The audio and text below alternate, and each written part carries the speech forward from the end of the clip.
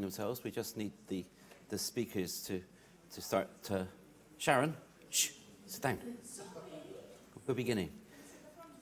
No, you can sit there. It's fine.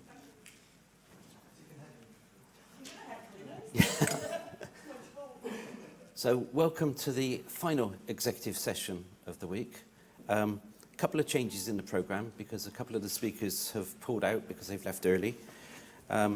So we haven't got Wolfgang from the European Commission, and we haven't got George Gillespie from Glasgow City Council, but we've got a wonderful replacement in Theo Quick from Atos, who's been a colleague of mine for many years and who's very, very good at all things to do with ITS. Nothing like 30 seconds notice.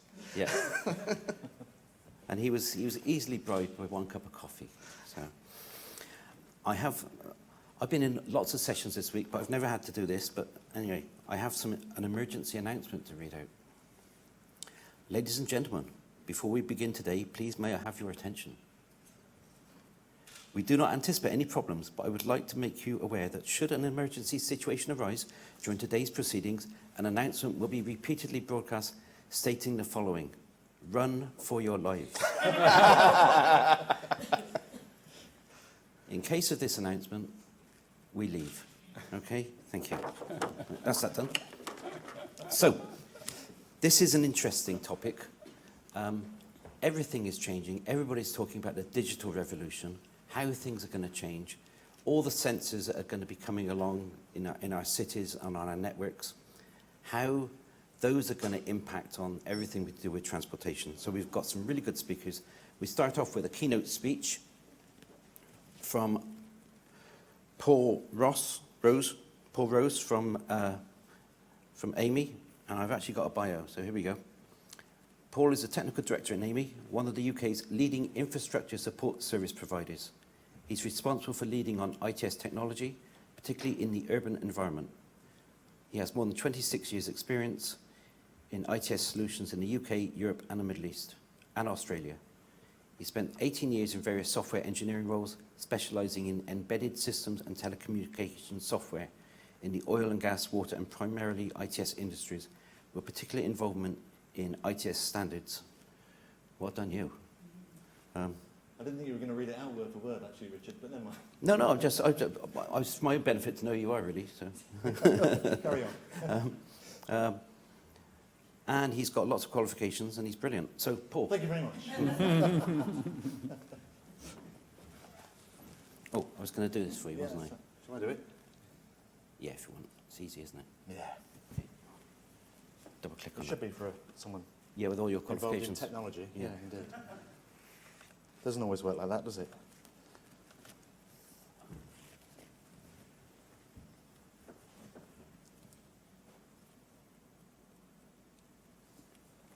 Hi, good morning, everybody. Yeah, as Richard said, I'm Paul Rose from AMI, and it's my job doing the first slot here to kind of set the scene. And I'm going to take a slightly different approach, I guess, because my background over the past 10 years has been in transport and the environment. So as well as a background in things like Internet of Things and things like that, I think, although we've done a lot, are we really that smart at movement at the moment? So I'm going to sort of, I guess, propose an argument. Has the digital revolution really made us smart at travel, for example? Is anything going to change in the way we travel, or in certain parameters about the way we travel in the next few years? And therefore, where should we go? What should we be thinking about for smart movement in the next 5 to 10 years? So you'll get the gist here. You may or may not have seen this report issued by the OECD last year and the WHO, the economic cost of the health impact of air pollution in Europe. And the numbers they come up with vary a little bit, but they are quite staggering. So every year in Europe, the economic cost of the health impact of air pollution is $1.13 trillion US every year. So from my perspective in the UK, that's 96 billion US dollars per year, about 60 billion pounds. That's nearly 4% of GDP. So it has a huge impact across all facets of society. And actually about 50% of that is transport related. just some other statistics to kind of set the scene a little bit. I'm not going to go on for too long. The recent update on the number of early deaths brought forward caused by air pollution is 37,000 a year. That's just down to particulate matter. It's about 15,000 a year due to NOx, NO2. And in the UK, you may be aware, because of the European regulation in the UK, we have to define how we're going to manage air quality. And as part of the process, we declare air quality management areas. 97% of the air quality management areas declared in the UK, where local authorities have said they're going to have a problem, they're going to have to find some way of dealing with air quality, 97% of them in the UK are transport related. So transport has a huge impact on human health and consequently on the cost to society. So, there's a huge impact. Are things going to change? Well, not in the next 10, 15, even 20 years, I don't think. The roads are getting busier. We all know that demand for travel is going to go up by something like 40% in the next 5 to 10 years. Vehicle technology is not going to change that quickly. Fleet refresh typically in the UK and in Europe takes 10 to 12 years for the fleet to change, the private vehicle fleet and the other fleet, the freight fleet, etc.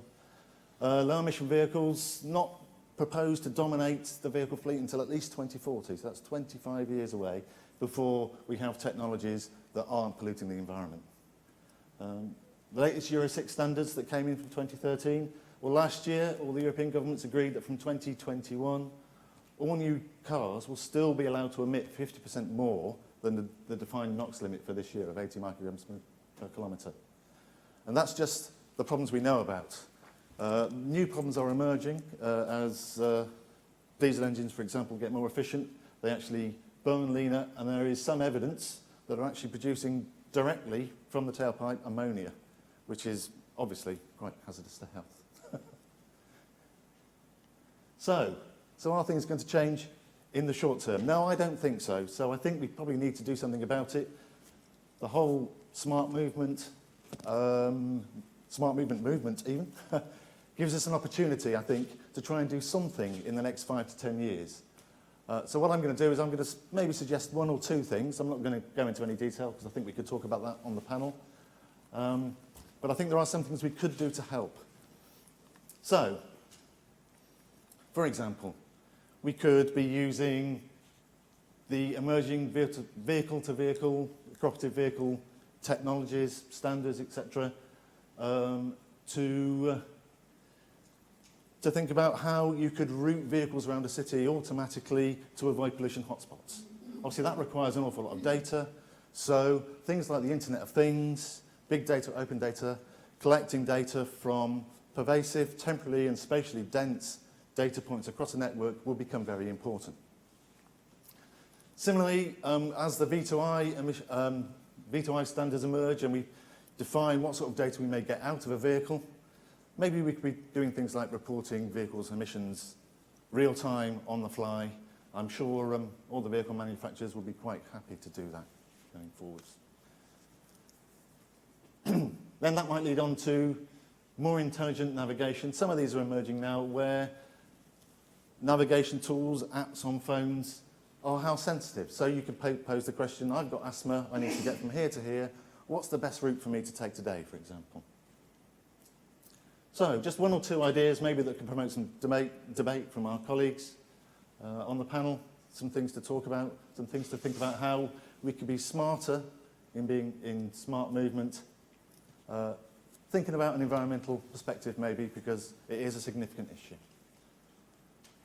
Thank you. That's all I have to say. We'll sort of open the debate. Right, we have one more presentation, and then we're just going to chat. So, Michael, would you like to? I'll try my best. Take over.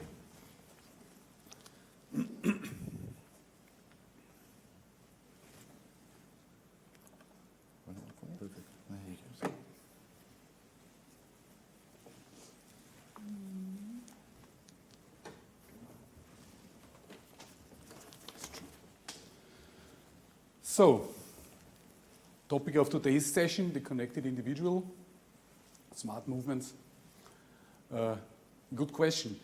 Do we already, are we already connected or are we not? Is it future or not?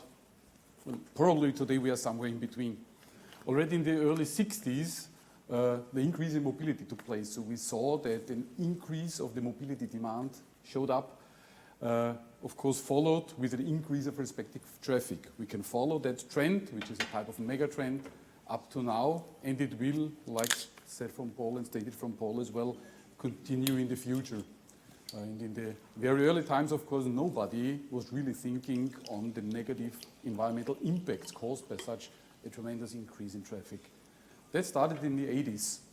This type of new ecology trend was observed where things like corporate social responsibility came up. So people thought of reducing greenhouse gases, NOx, carbon dioxide, and so on. So today, that is state of the art. Today, you cannot commercialize any product that does not consider this corporate social responsibility. And of course, it goes further. So now we are going not only in mass transport and increase in transport and mobility demand, it has to be individualized. Today, nobody likes to be one piece out of a Mars. Everybody tries to fulfill his own needs. Everybody likes to have a solution for his own personal mobility pattern. So these individualization concepts, they are driving now things, and mainly the younger generation is really doing that. You can observe it. And that, of course, leads finally to a development of this type of sharing economy. Means today, the ownership of, for instance, a car is not important anymore to younger people.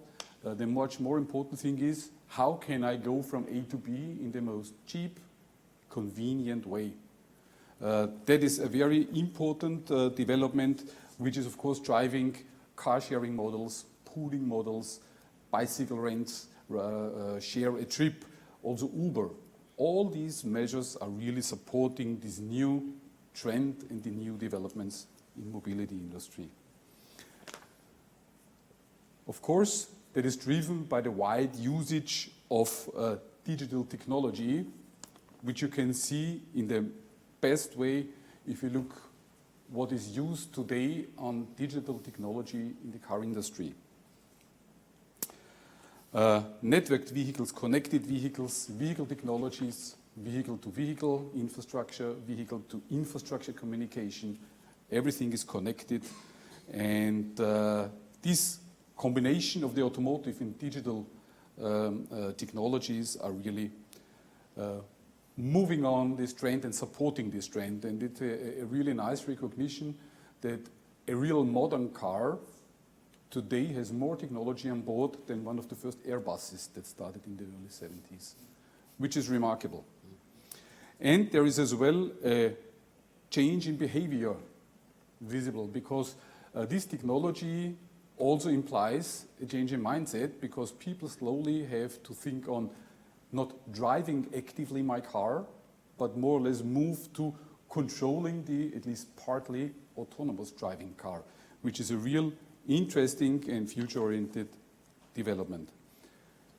Complexity of the cockpit, you can see a good comparison. Today, all the frame conditions are shaped in a way that the average user potentially can use and control it. Would not have been possible if you looked at one. And of course, the modern car is not only designed to drive autonomously, it's as well expected that it's collecting and providing high-quality online data for the usage in wider systems.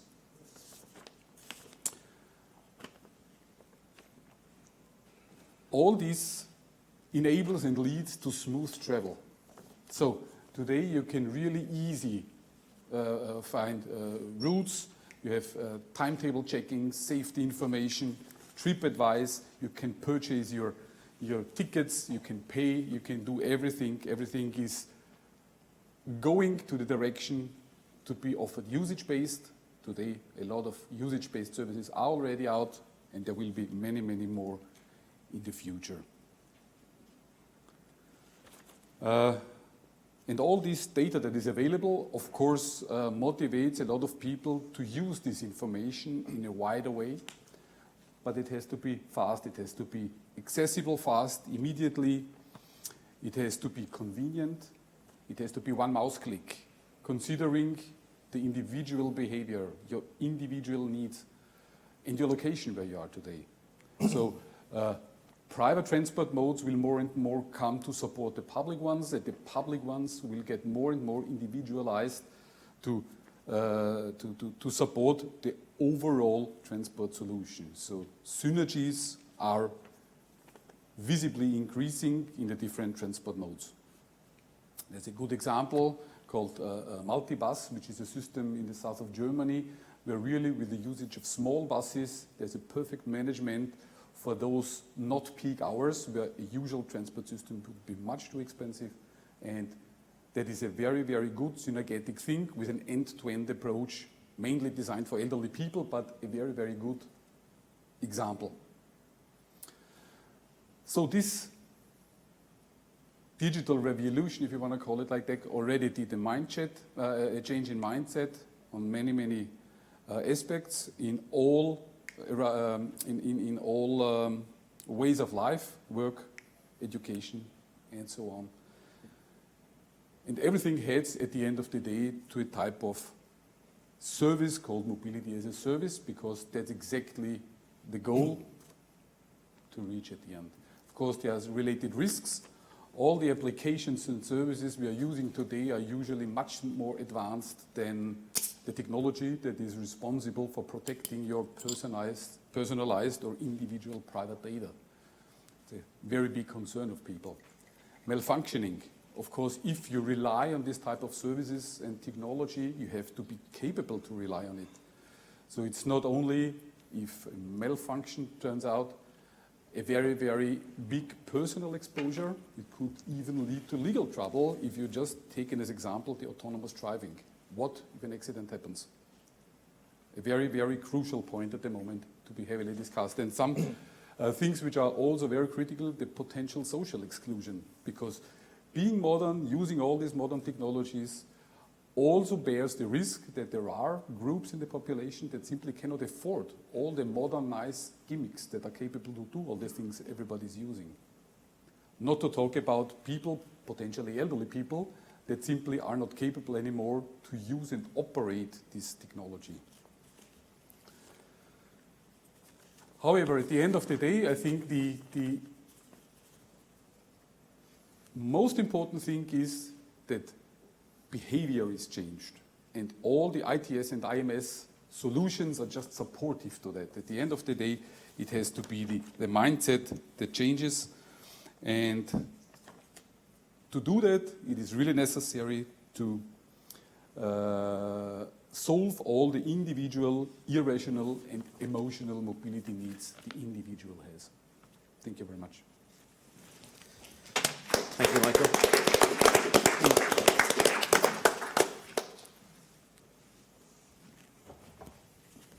Okay. So, Lucy, you can go. Do you want to go over there? Yeah. Okay, perfect.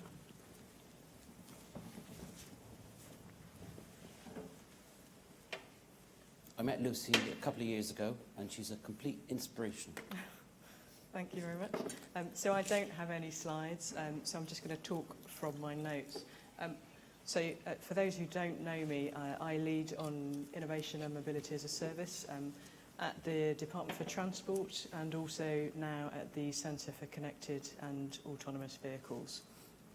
So Paul, in his opening comments, chose to really focus on the environment and how smart technology could be used for environmental benefits. So I've chosen also to highlight a few use cases of examples of smart technology that currently exists but is perhaps not yet mainstream, where I think there's the potential for it to become mainstream, perhaps in the short to medium term, and offer significant environmental benefits. And also a further example, which I think may be more private sector led as well, but also has similar potential benefits. So the first of those is connected cars. The previous two speakers have touched on those, so I won't go into a lot of detail there. But suffice to say, certainly there's significant potential around the possibility to communicate information to vehicles, perhaps about disruption on routes ahead, and to avoid lots of sort of queues of traffic, and perhaps to suggest alternative routes to vehicles.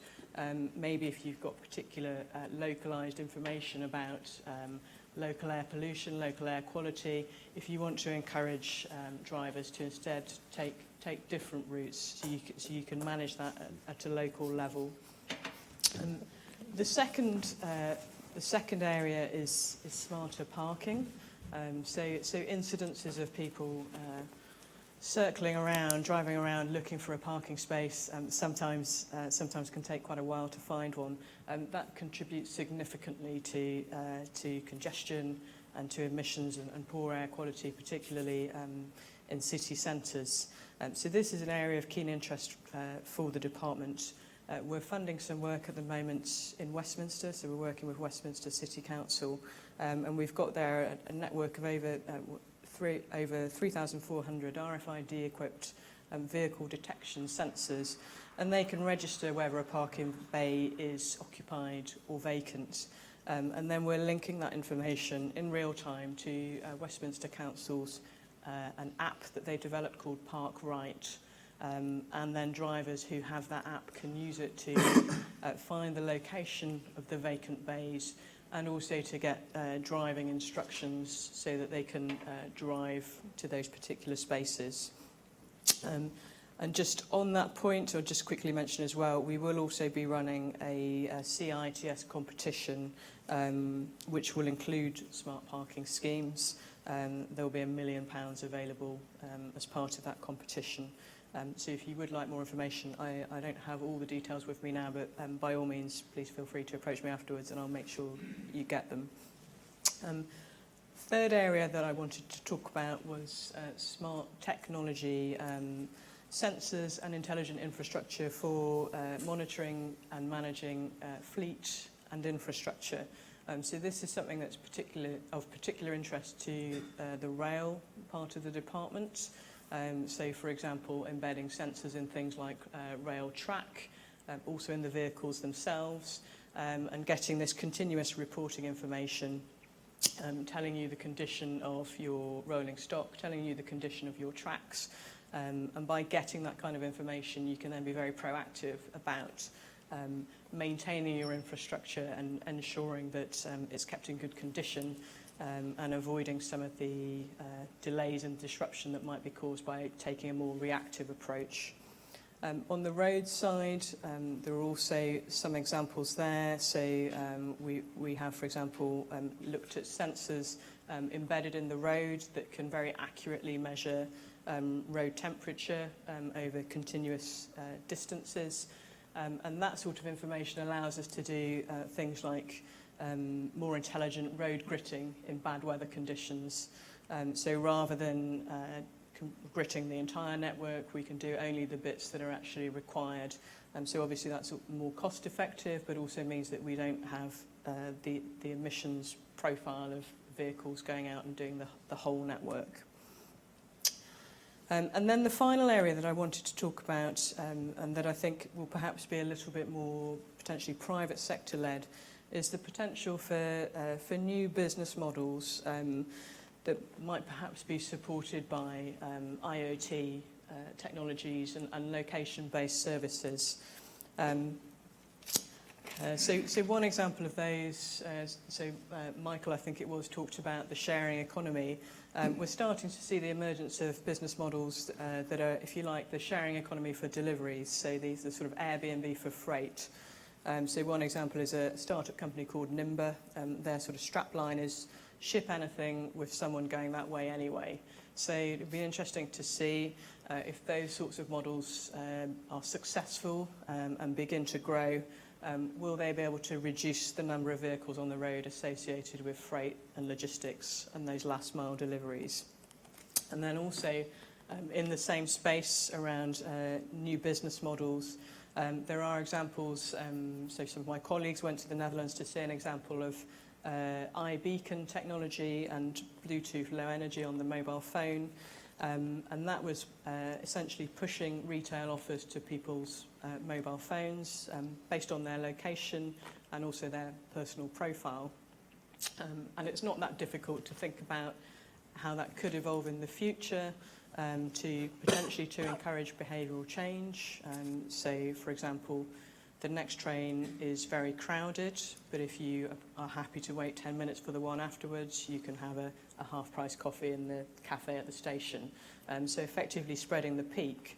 But then one step beyond that, could there also be the potential to encourage behavioural change in terms of actually modal shift, so moving to more sustainable forms of transport? So that's all from me. Thank you very much. Lovely, thank you.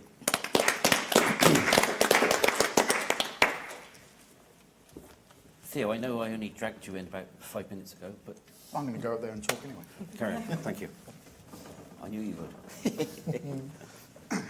Actually, I'm going to stand here if that's okay with everybody. So my name's Theo Quick. I'm an account executive at Atos. I'm responsible for our relationship with Transport for London. But I also, just to give you the quick bio, I sit on the Automotive Council in the UK, the only IT person on the technology group, and I launched the Intelligent Mobility roadmap for the Automotive Council. I'm also on the European Programme Committee for the Congress. So I will take us a little further forward in the future, I feel. So if we look at what the Googles of this world and the Apples are starting to look at, they're starting to talk more about artificial intelligence and making more use of that. Actually, as an industry ourselves, we're doing a lot of that already with autonomous and connected vehicles. That's, to me, is just an extension of that.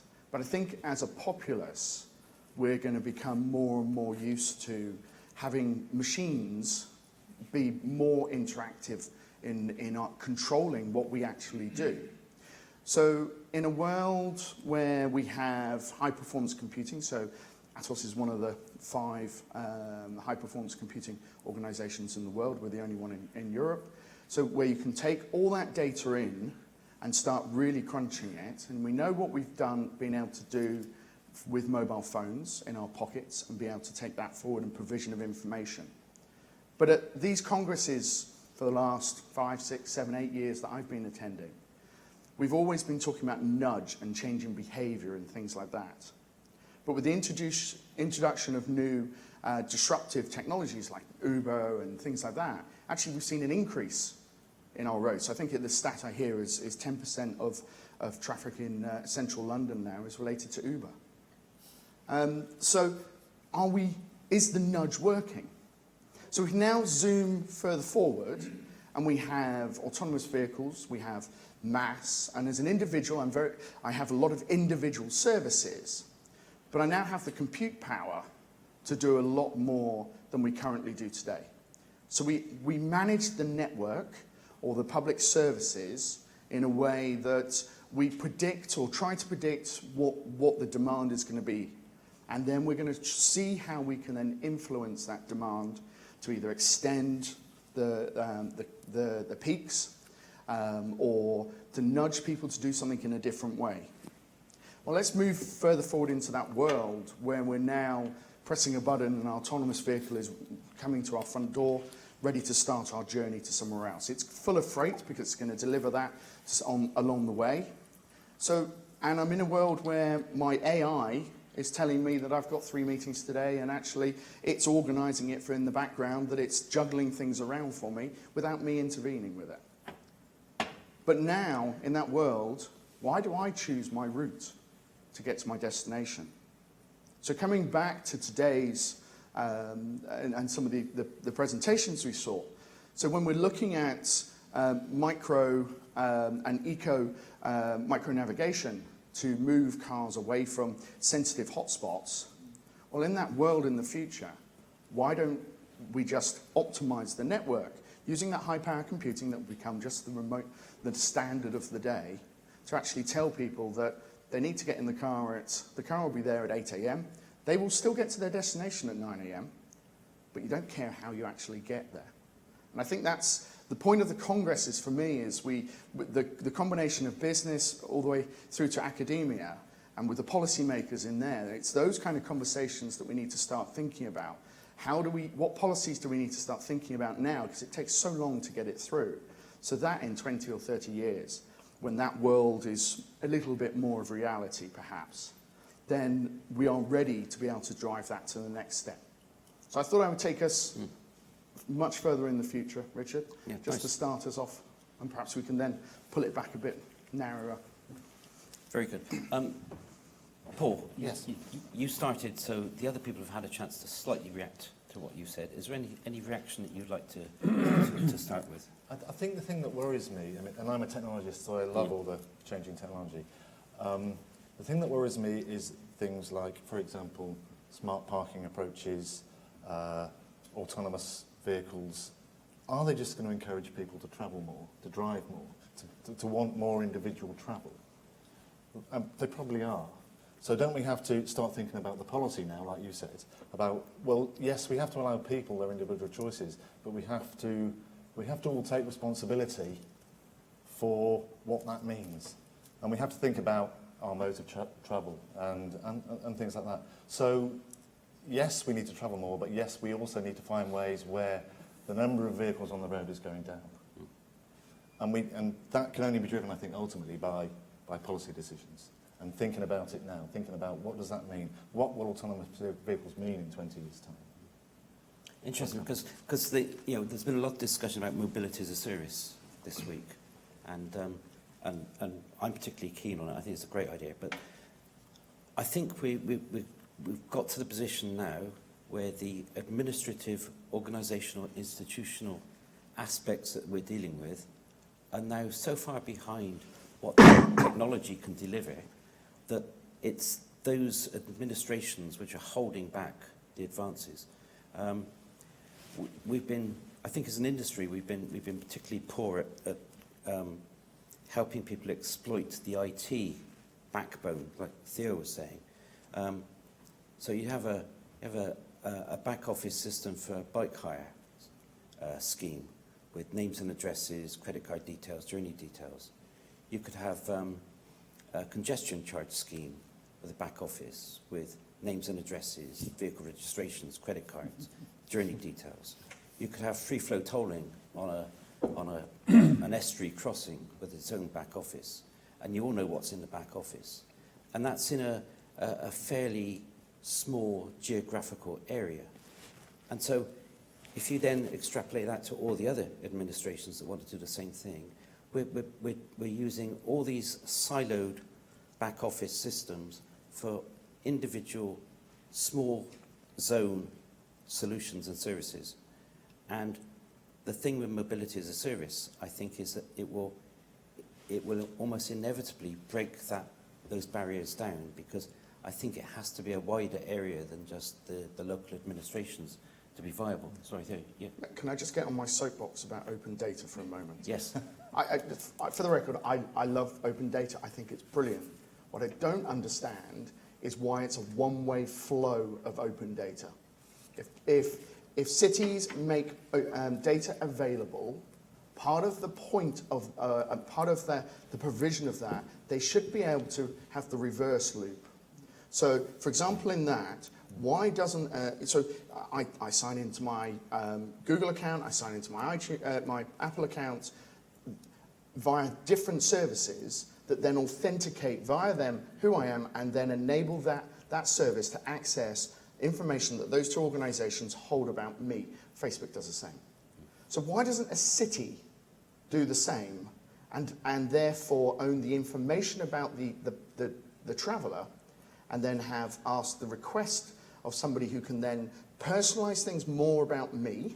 So I don't have to sign up to 15 different travel services because I travel in 15 different cities. So sign up, find that information about me, but also send information back to the city so that it can then do more demand management, more personalisation services for me. And it doesn't matter about the third-party app that's using the data. They can still come in and provide value-added services on top of it. but it's that return loop that is just missing in open data. And I'd love, if anybody knows of any city or any organisation that's doing that, I'd love to go and talk to them because I've not seen one yet. That's interesting. Yeah.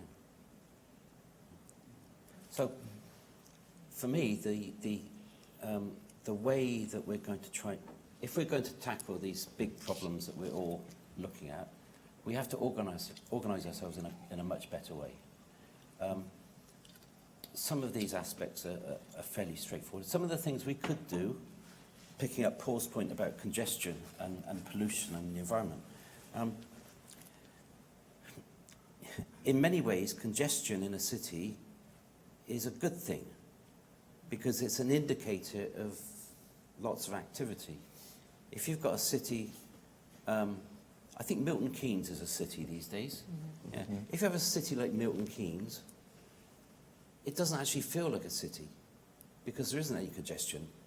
So for me, feels as though there's something missing there because you don't get that buzz of a city of people together and interacting and creating things. So I think that sometimes congestion is quite comfortable in some ways because it indicates that we've got lots of economic activity.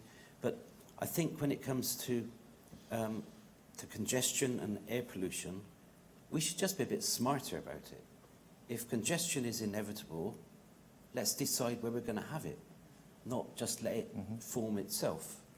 If air quality is going to be compromised, let's decide where to hold the vehicles so that that is diminished. So I think there are some practical things we can do. Paul and Michael, this is your kind of area. Do you think that's a reasonable approach to? I think it is, and that's the sort of thing we're trying to do at the moment. Understand, using IoT technology, for example. Yep. So collecting spatially and temporally dense data so that you're getting a picture of, in my case, the air pollution in the different streets in the city. Yep. And then using that to influence your traffic management strategy to hold traffic, direct traffic in different directions. The technology is there to do that. The analytics is there to do that. The policy, the enthusiasm from the local authorities, for example, isn't there to do that yet, I don't think. I think that's probably one of the major blockers now. It's like you said, it's policy and things being behind the times. Yeah. Well, Michael. basically, I can agree that potentially the policy level has to improve. What we are seeing today is that there's a lot of ITS activities ongoing, and somebody mentioned this type of silos, so parking, congestion, public transport, whatever, which is good and fair, and I think that is state-of-the-art technology. But that is not the issue. That is just to show, to demonstrate, to make aware of. What is missing now is the layer above, to combine all the information, call it intelligent mobility services, so to really do the combination. And of course, in the far, far, far future, everything can be one big system, of course. But I think it's like always a step-by-step approach. So you have to take what you have and try to clever combine it and then move on. And if the technical feasibilities are there, then it needs the policy framework to motivate people to shape the mindset of people, because, and that's what I said in my presentation, at the end of the day, it is all about shaping the people's mindset in a proper way.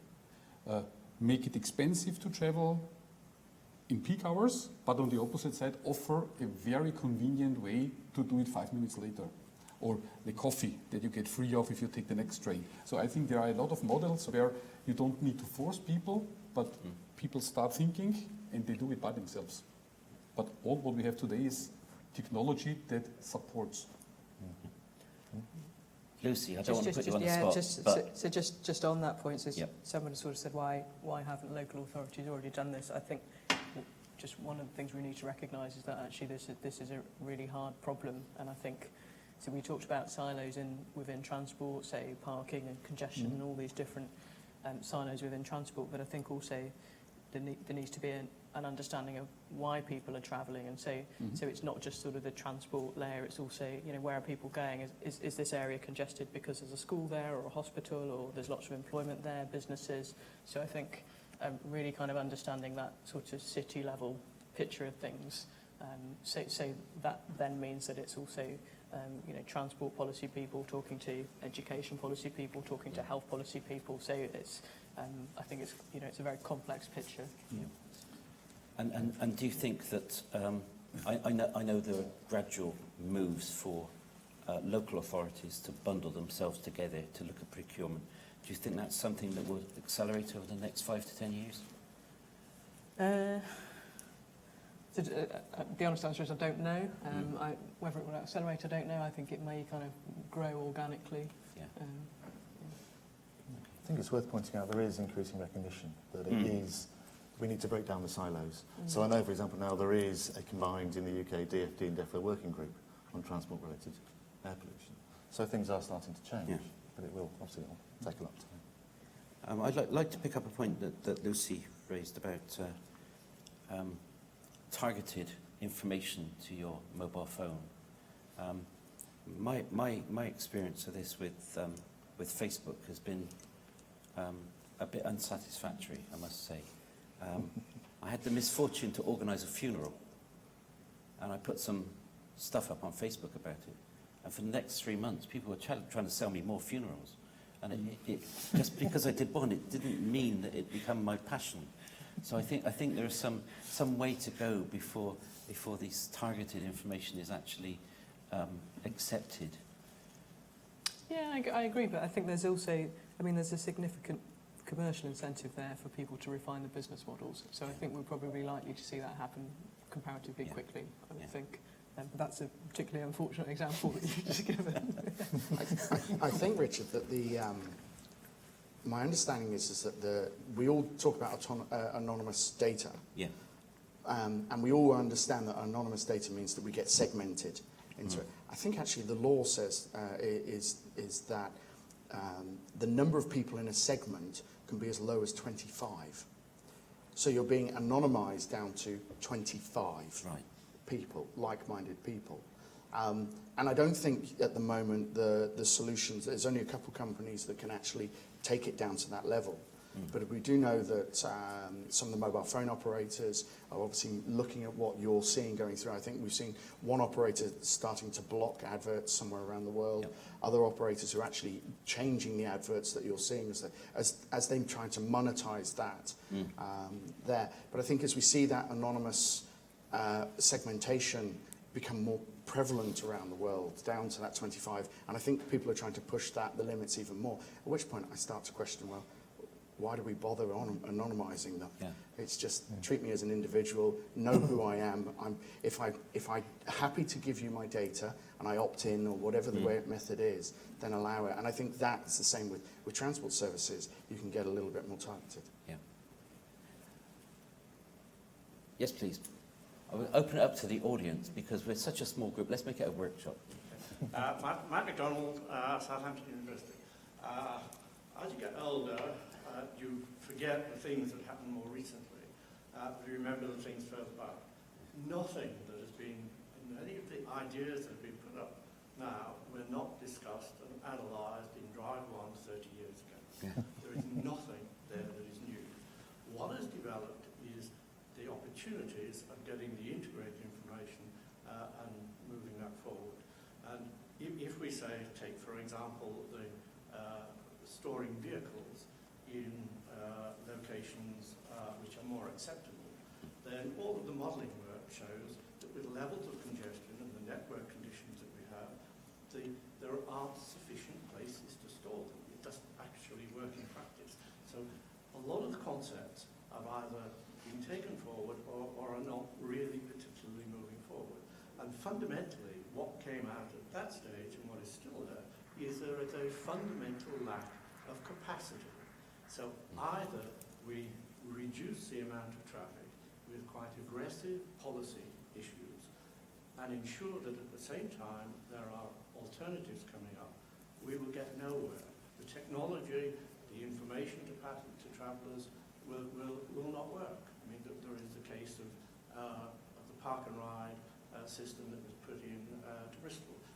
It was encouraging people to park and ride within there. But the information that came up gave driving times and it gave public transport times. And in most cases, the driving times were a lot quicker, so people didn't use it. So fundamentally, it is about how you manage the available capacity and how you prioritise that, and how you manage to get the linkages in so that you're putting together the alternatives at the same time that you're reducing the capacity, that you're changing priorities within the system so that people see that there is a change. And some of the discussion the other day, in one of the sessions yesterday, we're saying very much that the new mass services need to be better than the existing. Well, they don't, No. I think. They just have to be as good as what the alternatives might be in the future, which are probably a lot worse than we have now, because there is increasing population, there is increasing urban congestion. Land use planning, certainly in the UK, is kind of out of control, and may well be in other places as well. So we're not going to be able to build, but what we have to do is radically change, and that is a policy, a city government policy activity, and that is not being led. And the danger is the market will take over with all sorts of things, and we will end up without a coherent transport system in the future. Brilliant. I think I said all that yesterday, but you didn't remember. Yes, Sharon. You can probably hear me without the mic. Yes. Yes. You see, this is the problem with our industry. It's like the guys, so Yeah. everyone's actually got the mic and I'm not. Who are you? Yeah, exactly. Sharon Kinley, Science Capital Traffic Com, previous chairman of ITS UK, IET Transport Policy Panel and various other roles. I also live in the Fens, which, for people who aren't British, is a very remote part of East Anglia where we've barely got electricity. And this is true. I think one of the issues we've got, and I do bang on about this is my soapbox here, it's the difference between the urban environment and the rural environment. We don't have 3G coverage everywhere where I live, but we also don't have public transport. And it's this mix. I think mass service is going to be brilliant. It's going to enable people to live in the rural areas and actually get more out of it, and live in the rural areas longer, so they're not having to think when they get to Richard's age, oh, I'm going to be going into a home soon, I need to go somewhere where, I can get to the doctors and get put down. So it means that the older people are going to stay in their homes longer, but still get to the supermarket, still get to the doctors. But it's also the areas that haven't got the money for investment. I mean, it's not a joke. Local authorities are worried about potholes. It's really difficult to be planning on a great ITS system if your constituents are ringing up saying, I've just entered another wheel bin because I went into a pothole. So we almost need, for the greater good, we need to be able to share the services more equally across the traditional boundaries. I've been explaining to colleagues who are here about how our local authority system works, and we're putting artificial boundaries in. If East Anglia could work together as well, so with Cambridge and Norwich and wherever, we'd have more money to give to the rural areas like where I am, and hopefully not penalise the cities. So I think, long short story, I think MAS is going to be brilliant. It's going to enable a lot more mobility for the people who will be disadvantaged, but we have to work out how to make sure that the money is spread probably unfairly, so that the areas that need it get it, which are not necessarily centres of population. Anybody want to respond? Lucy? Actually, just on to the previous gentleman's point, actually, I suppose just some general thoughts on managing capacity. So I think there will be more than one approach to doing that going forward. So I think one of the things that will help to manage capacity is this growth of the sharing economy that's previously been mentioned. So there is actually, there have been some signposts from government in support of that. So in the budget earlier this year, George Osborne announced a new tax-free allowance for income from sharing economy activities. So the likes of Airbnb or renting out your driveway or car sharing or whatever it might be. So I think that potentially, you know, if you can encourage people who might have made a private vehicle, single occupancy journey, instead to pool with people, that's a potential way of managing your capacity. But also just in terms of sort of finding space for vehicles themselves. So if we imagine we're not quite at an autonomous future yet where no car ever needs to park because it's always going to or from its next journey, I think even in that interim, you know, I've seen some quite inventive solutions. So I saw an example of in China, if you like, a car vending machine where the cars are all stacked vertically rather than parked horizontally. And the idea kind of behind that was, well, you know, if it doesn't matter that you have to have a particular car, you just need some means of mobility, then actually you can just get the next one that comes out. So it was a slightly more inventive way, I suppose, of using one sort of footprint of land. But on the comments about nothing that we've talked about is new. These are all things that you've kind of heard before. I think on that I would probably say that there is such thing as, well, in my view, there is such thing as an idea that's kind of ahead of its time. So I think from my perspective what's different now is probably some of the wider sort of trends in society. So we're very much now a mobile society, so recognising your point about connectivity in rural areas, but we do have very significant smartphone penetration in the UK, and we passed a while ago, I think the middle of last year, we passed the point at which more people are now accessing the internet via a mobile device than via a fixed connection. So we are very mobile, and that has really enabled this whole platform economy. So the likes of Airbnb, that's connecting people who have something they want to sell or a service they want to provide with people who want to buy that, who want to consume that. So I think that will drive the sharing economy. I think that will help it to grow. And then we are also primarily actually in the urban areas starting to see more investment in communications infrastructure. So 4G moving to 5G and faster speeds as well. And then obviously with that comes location-based services. And I just think that mobile is such a fantastic interface for all of it. I mean, it lends itself very well to mobility because, you know, if you're travelling around, you probably want information related to exactly where you are and when you are, and that sort of real-time information. So it feels like probably all of those technologies are now at a point where they can start to enable some of these services where previously they were kind of nice ideas, but weren't quite possible yet. Very good. Anybody else want to comment? Just can agree. Yeah. Can I just follow up on that? So where within that context, and I agree with what you said, where within that context does local authority policy reside? What should they be doing to move towards a sustainable future? So and this is just sort of my own perspective, I suppose. I think local authorities should be thinking about how all these different ideas that have been discussed today can really be joined together. So in the same way we talk about integrated transport, how can we bring these ideas together? So, you know, we talked about things like smart parking and maybe some of the limitations of that. You know, are there ways that you can combine smart parking with also some sort of incentive around car sharing, for example? So I think taking that holistic view is something that local authorities could do and could set the policies locally. I think that's fine, but it's just fiddling around the edges of the problem, isn't it? Mm. Let me ask you a question, Mike. Road pricing. Is it the answer? Road user charging, road pricing. Is that the answer? Well, part of this is that the infrastructure needs to be maintained. Yeah. The local authority needs money from transport to provide the facilities that all of the car sharing, all of the other things we use. And in the long run, I find it difficult to see how that will be achieved unless there is some form of regular charging that is perceived to be socially acceptable.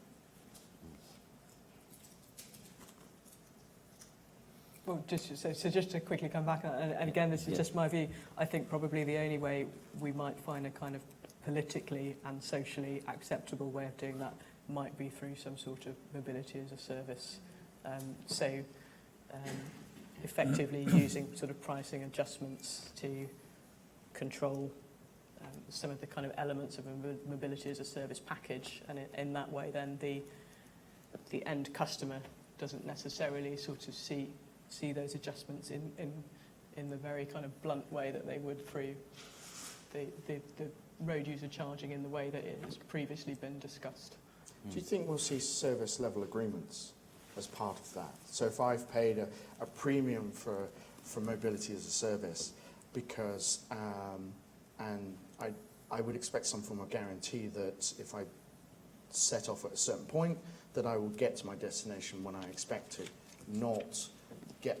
And we all understand that incidents happen that cannot be controlled, but increasingly they can be predicted. So do you think we'll see that? I do. I think this is kind of further into the future, but I certainly do. And one of the conversations we've had, and this is not a near-term thing, but in a mobility as a service kind of world, what would be some of the sort of consumer issues that we'd need to consider? So, if you have multiple mobility as a service providers in the marketplace, how easy is it for a customer to switch, for example, from one provider to another provider? And in banking with current accounts, or in the utility sector, there are certain rules governing those processes. Would we have similar in a mobility as a service kind of world? And also, what sort of consumer protections might there be? So if your mobility as a service provider goes bankrupt, what does that mean for you? How are you protected as a consumer? So I think we may see service level kind of agreements and guarantees. That may be a while away. Yeah, indeed. Anybody else want to ask anything yet? Or should we carry on? Yes, please. Yeah, I wonder whether... Sorry, who are you? Where are you from? I'm Justin Hamilton from a company called Thomas Group, research organisation. We're talking about smart mobility, and we talk a lot about technology and IT systems, but I wonder, and I'll say I'm slightly biased because I work in road charging research, but I wonder whether we... Job for life there, yeah. Whether we need to be smarter about how we price mobility. Because if we look at all the trends, the growth in car sharing, carpooling, ride sharing, as they call it, ride hailing apps, they're actually making it cheaper and more affordable to travel independently in a vehicle, as opposed to on public transport.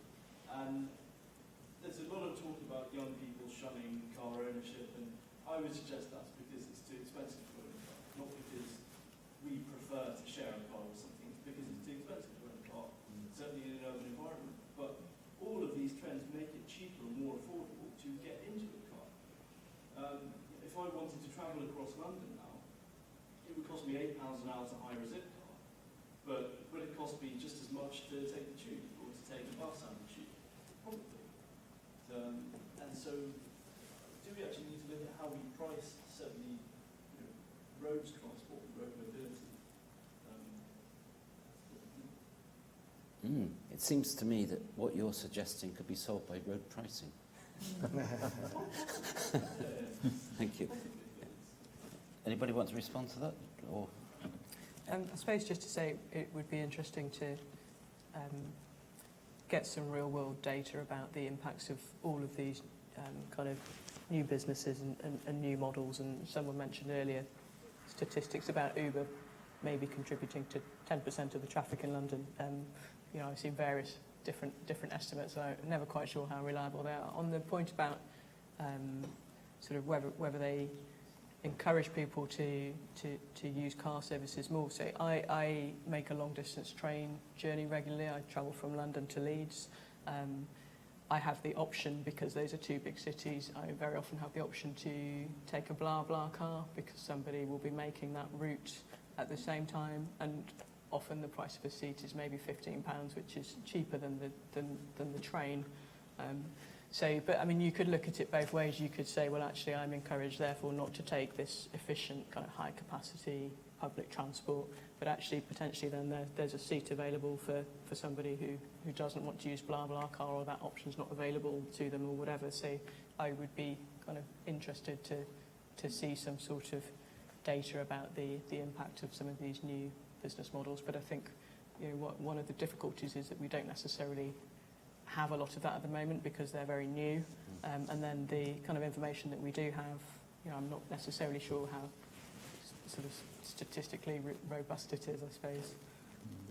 Well, I mean, there is some data there. I mean, we produced a little bit ourselves. You know, there are now more than 1 million shared cars in Europe, and car ownership is not declining necessarily, it's sort of steady, but you know, there are a significantly growing number of shared vehicles. There are now 45,000 Uber cars just in London, and they're looking to grow that again within the next 6 to 12 months. You know, the number of black cabs is not declining. The number of cars that are owned in London is not declining. These are additional cars that are going on the road. And they're always introducing cheaper options. So Uber Pool was introduced into London last November. They carry something like 50,000 trips a week on Uber Pool because it's cheap to do so. If there were, recently I was travelling to Heathrow Airport in Richmond, that's about 8 miles or something. If there are 2 or 3 of us looking to get a tube, you're talking a bus, a tube, and then maybe a train, it's £15 to take an Uber.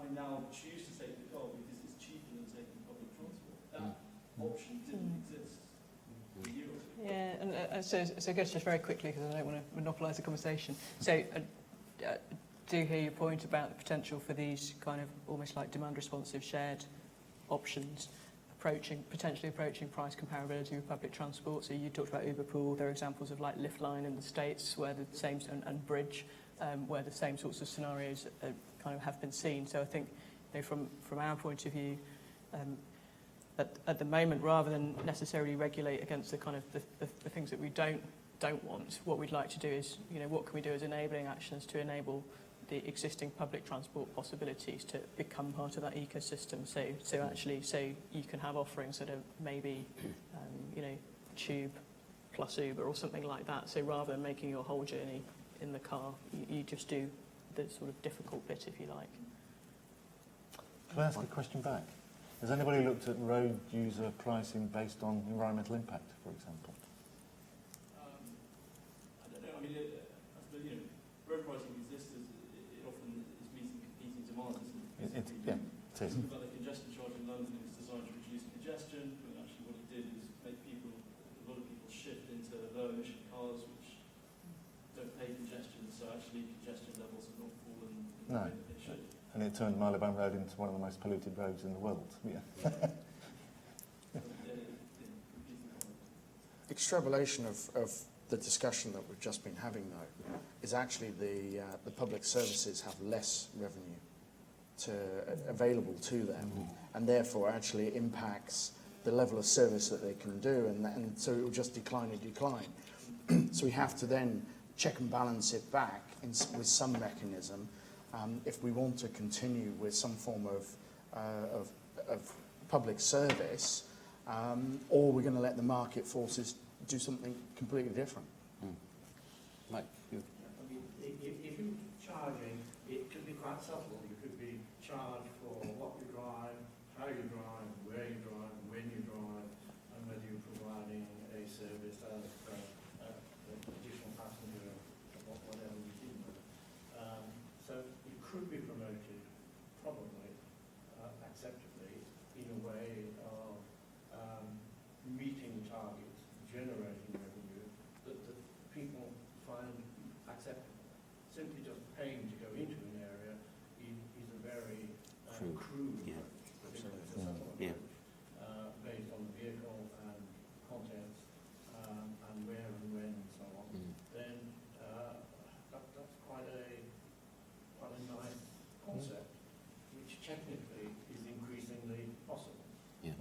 But that rather futuristic position I said, and I was deliberately trying to be a bit provocative, but in that world where you're starting to control how people travel rather than people choosing how they travel, or their method, then you can build in some form of pricing in there at differential levels. So people are not penalised if they can't do it. It just means that they're penalised from a time point of view, which may be something that may not be socially acceptable. But it's just another thought process that I think we need to start thinking about. And if you're driving in the fens, they may actually give you money. Absolutely. Yes, active ones to go there. By the way, that was the Dutch trial called Spitzbeitel, where the municipality incentivates people if they are not driving during peak hours. So they get cash if they are not driving in peak hours, because that enables them to not upgrade the road infrastructure for a certain time period at least, and it is economically more sensible. They do the same thing in Singapore by giving people incentives not to travel on public transport when it's at capacity. Okay. So to delay their journeys, and they get incentives for that to help balance out. So I think, but they have an easier life than we do, because they have total control over a small area. What we're dealing with is not like me trying to get responses from the speakers in this executive session. Two of them accepted because they provided answers. The other three didn't provide anything, and now you see they haven't turned up. But you can expect you can ask people to contribute, but they don't always do so. So it's an interesting concept that what we're actually dealing with are people who will make decisions on the fly, and if they don't like one way of travelling, they're switching to do something else.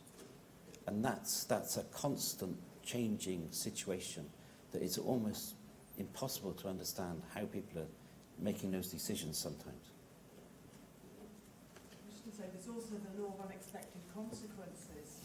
If you remember a few years ago, to reduce CO2, they tried to get, we all switched over to diesel cars. Yeah. Yep. And now it's probably the worst decision we ever took, and everyone's now trying to go back to petrol. Yeah. I would imagine it's a bit like squeezing a balloon. You think of the low emission zone in London. It's, you're squeezing the balloon in London, and all the polluting vehicles going to sort of Essex and Oxfordshire around it. Yeah. And that's the tricky bit. Where's it going to pop out next? It's a very complex problem. Yeah. For example, coming up with a win-win scenario for carbon emissions and air pollution is very, very complicated. Yeah. Very difficult challenge to meet. So just to sort of add on the point about social acceptability of road user charging, I think it's very interesting to observe how attitudes can shift relatively quickly. So, mobile phones is a great example. I got my first mobile phone in 1999, and at the time when I got it, I remember lots of people around me said, I will never own a mobile phone. I can't imagine anything worse than being contactable all the time. But sort of, fast forward 17 years, and all of those people now have at least one phone, and they're using it on a daily basis to do their banking and shopping and comparing prices and all of these sorts of things. With the road user charging, I think, from my point of view, what will be interesting is to see how some new business models in other areas like insurance may change people's view of that. So I had a very interesting meeting recently with a fintech startup called Cover, spelled CUVVA, and what the product they're developing is instantaneous hourly car insurance. And so they're kind of targeting people who maybe don't have their own car, so they don't have their own insurance, but they want to borrow a friend or family car for an hour or so, and they can get covered very quickly, get a quote in 60 seconds, and off they go. But actually, in the longer term, where they want to be, is they want to take some of that market of people in their own vehicles. So that if the average annual car insurance at the moment is about £600 a year, and you pay that £600 whether you use your car for several hours a day or for a couple of minutes a week. And so what they want to get to is a product that on average costs about half of that over the whole year, and they're intending to do that by having effectively a low-cost monthly subscription, maybe £10 or £15, which covers you for side of road. But then each individual trip that you make, you pay on a per-trip basis, and they have information about where are you going, what's the distance for that trip, what time of day are you making it, what's your individual risk profile as a person, how carefully are you driving, because their app can kind of monitor, you know, what was your average speed and all of these sorts of things. So I think, you know, and I don't know whether that business model will be sticky, whether that will be successful, but if it does become so, then actually that will then begin to condition people to get into this mindset of, oh, every trip I make, I'm paying for that trip, and think about, you know, do I want to do that? How much is it going to cost me? Do I want to do that trip with other people so we can share the cost? So you know, that sort of thing will be interesting in terms of whether it then starts to change people's attitudes to Well, risk. it's union insurance when they brought it out. You know, the insurance only ITS professionals got. Yes. I think I paid more for my itemised billing every month than I did for my trips. I don't think I was the person they wanted to insure. I think my insurance was down to under £20 a month.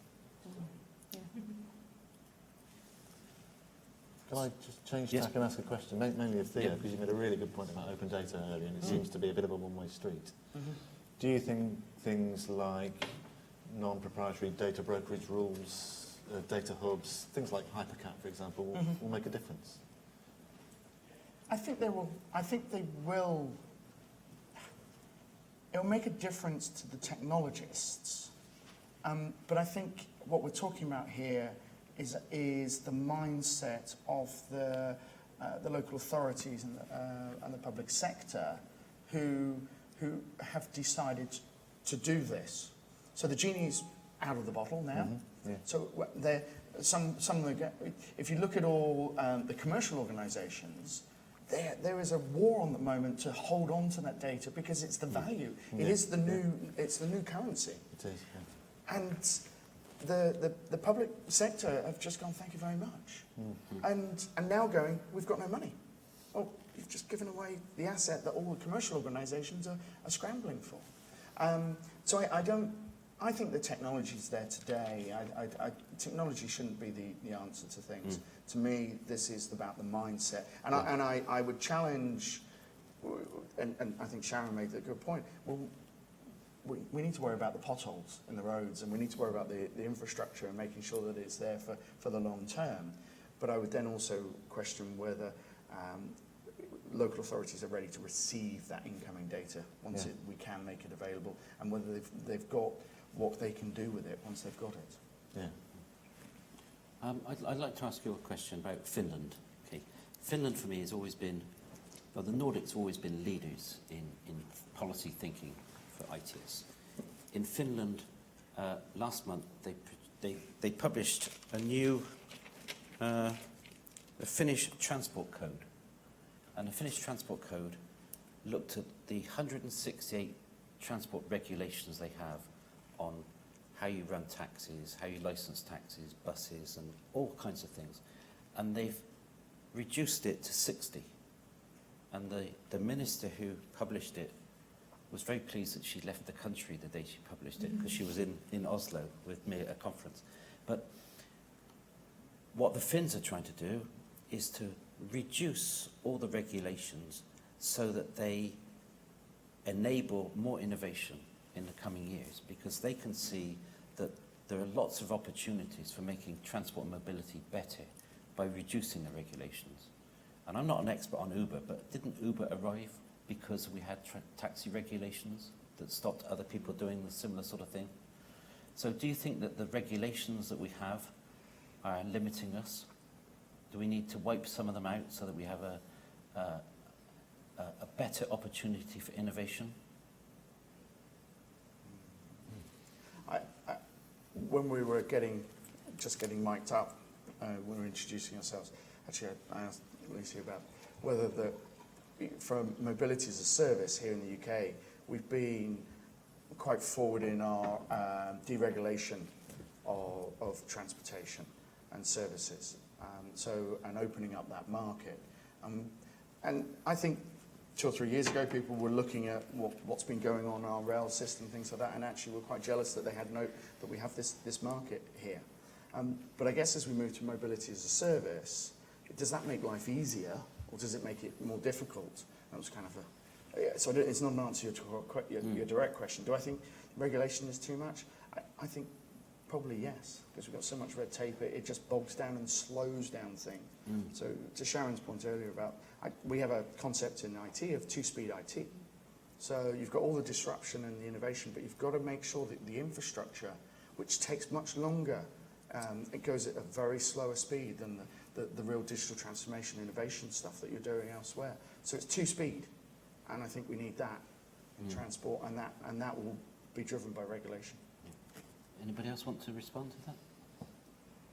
Austria, you must have more regulations than anybody. But I think we are known for living it in a quite decent way.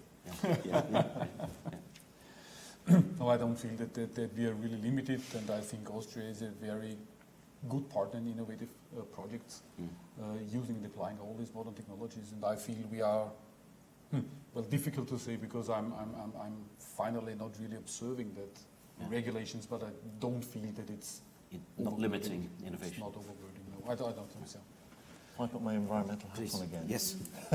Do you think if you deregulate, people will innovate in a responsible way? I think they'll I mean, that's the consider challenge, the isn't it? issues. Yeah, because after I asked the question, I thought, oh, what about procurement? Because procurement is such an important factor in how we organise ourselves. And procurement regulations are obviously there for a really sensible reason. But maybe there needs to be some changes.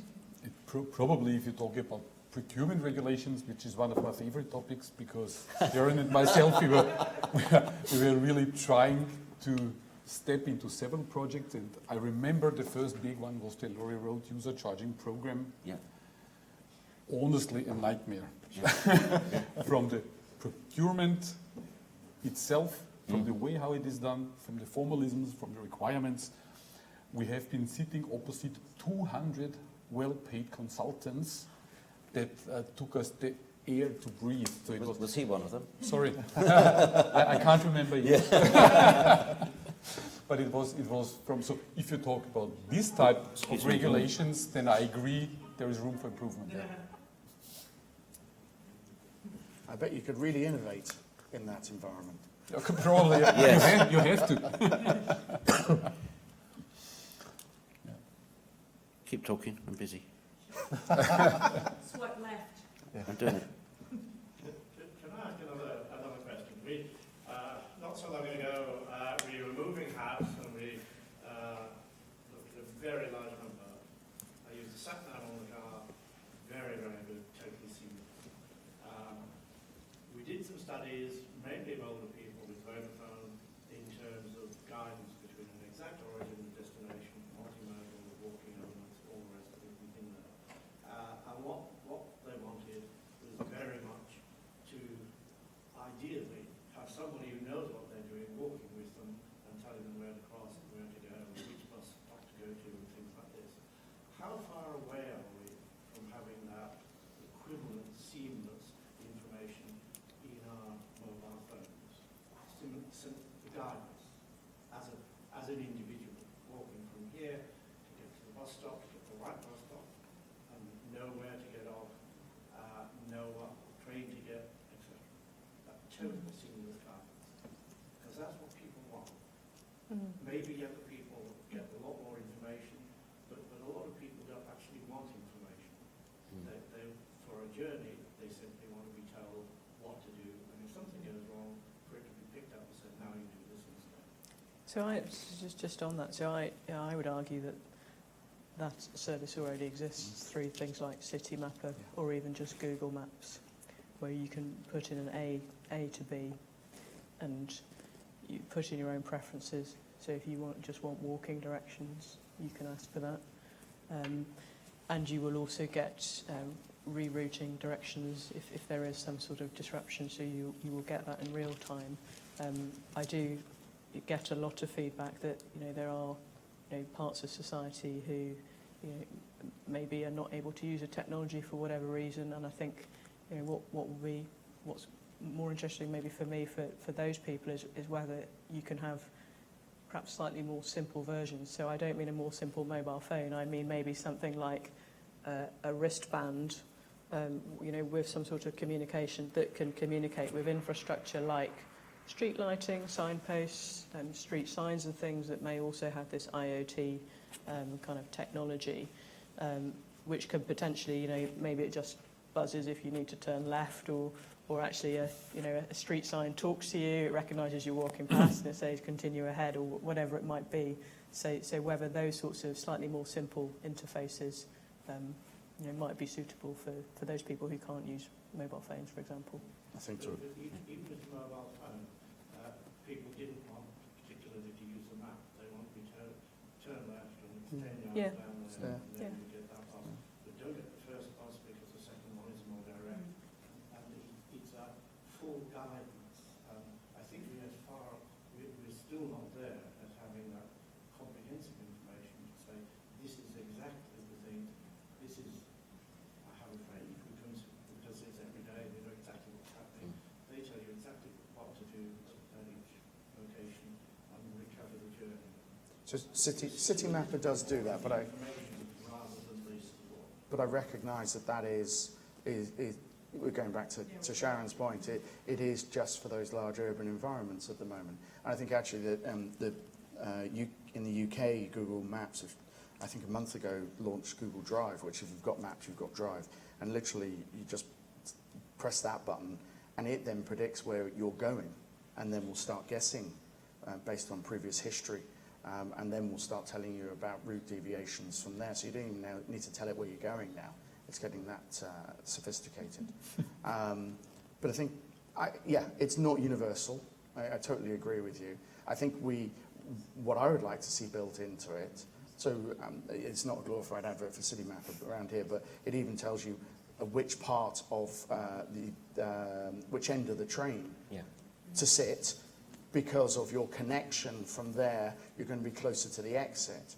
But now combine into that, okay, this bus is full, so why don't you wait 8 minutes and get this other one? You'll have a much more pleasant journey.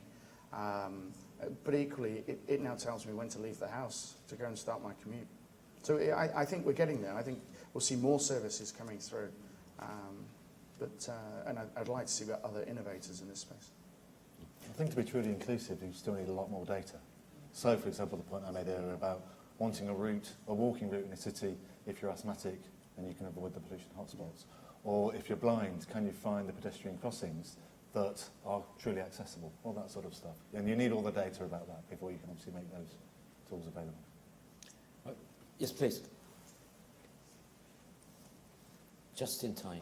I can't really resist the temptation any longer because, good morning everyone, I'm Antti Paaslehto from the Finnish Ministry of Transport. Well done. So, I love your boss.